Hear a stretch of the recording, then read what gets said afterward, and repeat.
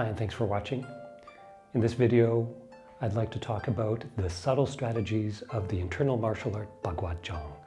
When I'm talking about subtle strategy, I really mean the philosophy or underlying spirit of this tradition. And I want to look at this from the perspective that all martial arts, external or internal, they're all about conflict resolution, whether that's internal conflict or external conflict. And what's interesting about the internal styles is that their perspective on how to approach the resolution of conflict is slightly different, partly because they make this distinction between fitness and health. External styles are built upon building up your fitness and using that to inform a martial art, a martial tradition. Whereas the internal styles are based off health and cultivating your health and building a martial tradition around that. And so in terms of using that basis as a starting point for looking at strategies to resolve conflict, the perspective is a little bit different. So we'll talk about that. But first, what we should do is get a better definition of what Bagua is, briefly.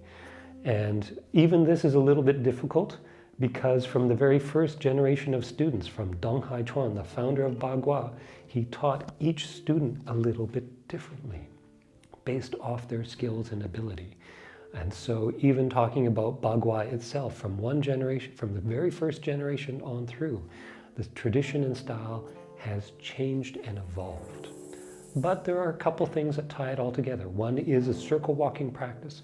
The other is the 36 and 48 poems or odes that are written sayings that try and encapsulate the core teachings of Bagua Xingyi.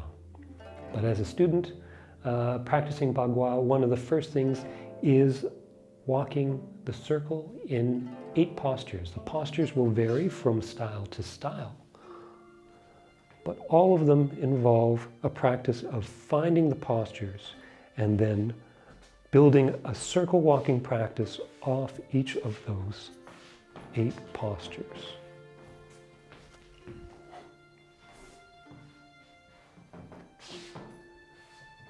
The postures train the structure, and then from the posture training, next is learning the changes. The changes are short sequences. And within those sequences, there is a learning of the footwork, the martial techniques, and some of the martial strategies. The end result is that you see the presentation of Bagua is one of a martial art that's very dynamic, very intricate. It's one of the harder martial arts, I think, to learn even at the beginning. The outline of it is quite challenging in a good way. And it is honestly quite showy. And often this is presented as a criticism. And I think it is a real concern in terms of the practice, in that without grasping this underlying philosophy or understanding, then all you are left with is just the showy moves of Bagua. So it would be incomplete. So this is why trying to look for clues that help us understand what is the underlying philosophy, underlying subtle strategies of Bagua is so important. And from that, we have a couple of things that we can use as our guide. First is, as I mentioned, there was, from the very first generation of students, it was taught differently to each one. And then from those students to the second generation, to the third generation, and so on and so forth, there became many, many different styles and approaches to the practice and training of Bagua Xingyi. In other words, from the very beginning, it's been a dynamic and alive, developing tradition. The second thing that we have to go on, of course, is the name itself, the Bagua, right? That is these symbols here. These symbols here are meant to represent the interplay and change of yin and yang on the three spheres, from the heavens above, the earth below, and then the material world, the realm of humans here. And each of these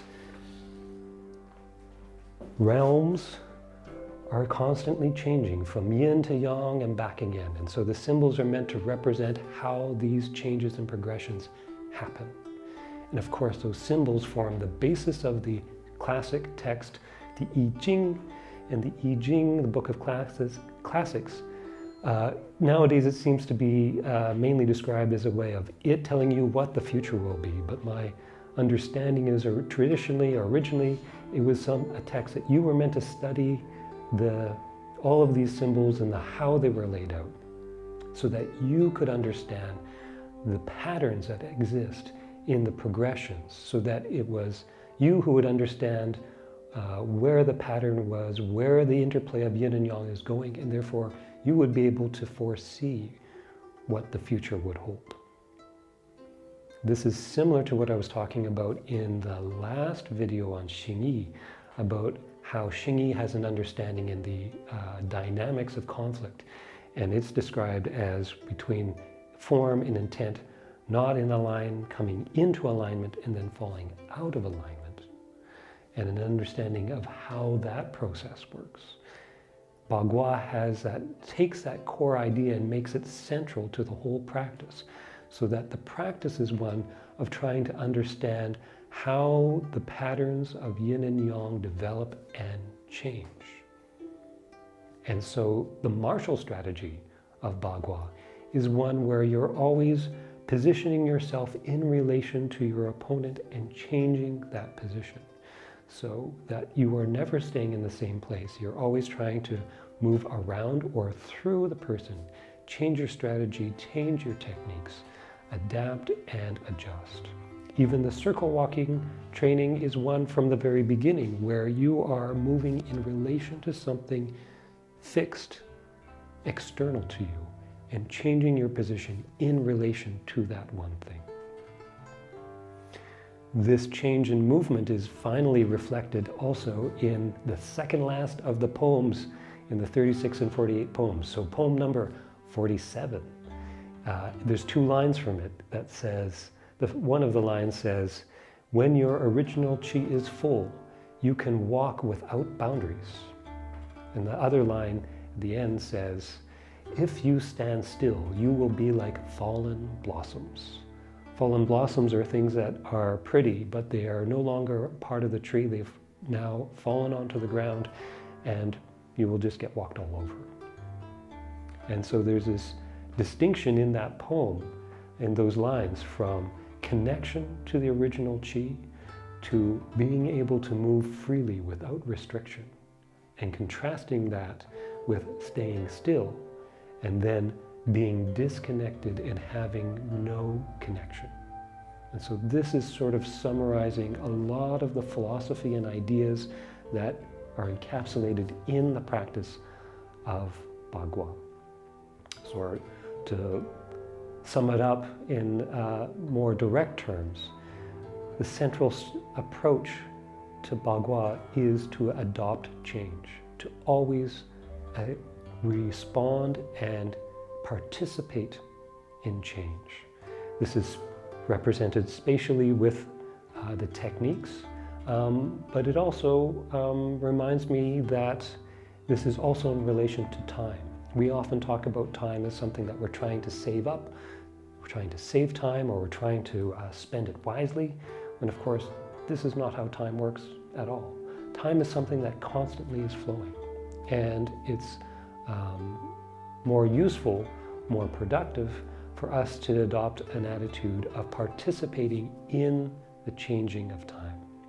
The only qualifier I should make that needs to happen, because nowadays we tend to think of time in a very linear way, where time is taking us to a particular direction. And it's worth mentioning that the traditional ideas around time in China doesn't operate that way, and that time has traditionally been viewed as cyclical. And so there is a progression, but the progression is one that always has a return.